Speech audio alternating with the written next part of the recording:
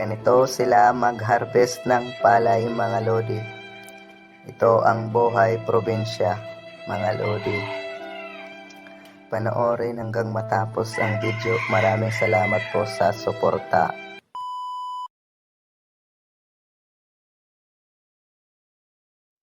Magandang araw po sa inyong lahat mga lodi. Ito nga pala ang part 3 ng buhay probinsya. Ito po yung ginagamit nila pang-harvest ng palay. Yan po yung tinatawag na harvester. Harvest ng palay mga lodi. Hindi na po uso dito sa amin yung mano-mano. Yung garab. Hindi ko alam kasi yung Tagalog yung garab.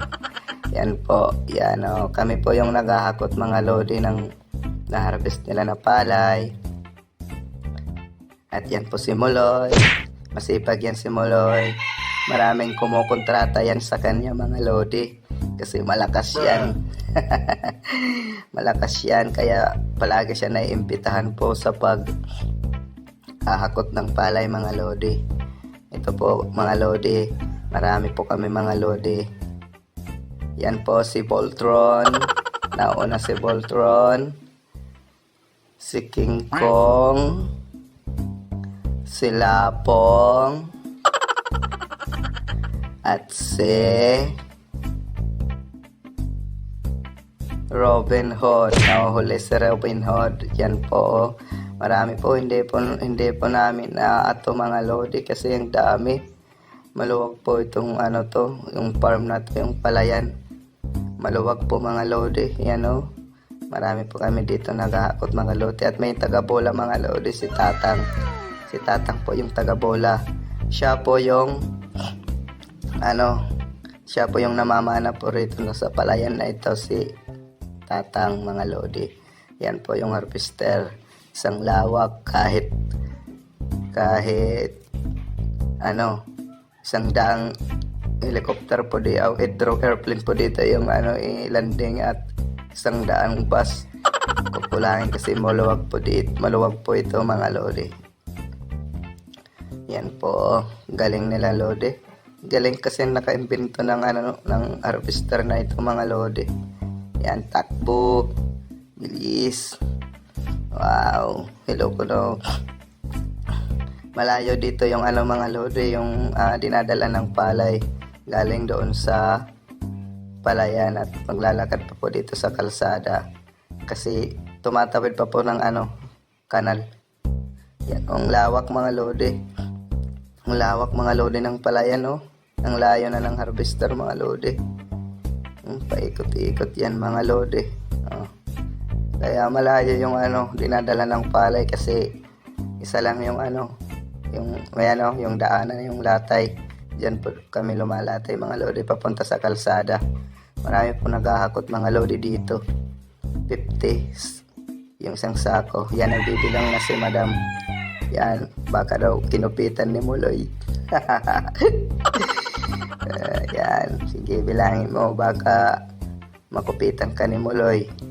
Yan, dyan po tinatambak mga lodi yung palay sa kamalig lodi. Yan Yan, dyan. Yan. Yan si Madam nakabantay. Di talaga magpapaloko. Yan si Muloy. Pahinga muna si Muloy kasi kakapagod na daw, kakahakot. Pahinga muna tayo mga lodi. Hello. Ito ang buhay probinsya mga lodi. Yan si Muloy, gwapo daw siya. Kung wala lang mga tagyawat sa mukha. Yay. Hello. Pahinga muna, palakas. Importante yung lakas, hindi yung pera mga lodi. Yan. Ito. Yan yung mga bata mga lodi. Nagwawawa po sila mga lodi. Yung mga talsik-talsik ng mga palay kinukuha po nila at iniipon po nila mga lodi. Yan yung mga bata Yan. Tapos po mga lodi, pag marami na silang nakuha ng mga natatalsik na palay na iniipon nila, bibinta po nila. Yan. Yan, masisipag yan mga bata na yan. Yan. Ganyan din ako dati mga lodi. Tracer pa yun. Yung gamit, hindi harvester, mano-mano pa yung pag-ani. Yan. Yan o, sasakay si Moloy. Moloy. Papractice siya pag-drive. Siya nga pala, ito si Moloy pala, na nung nakarang taon, na ano to, na naligis. Ano yung naligis sa Tagalog guys, kaya na umintindi. Naligis pala siya ng ng harvester mga lodi. Nadala po si Moloy yan, si Moloy, nadala po yan sa ospital. Buti na lang mga lodi,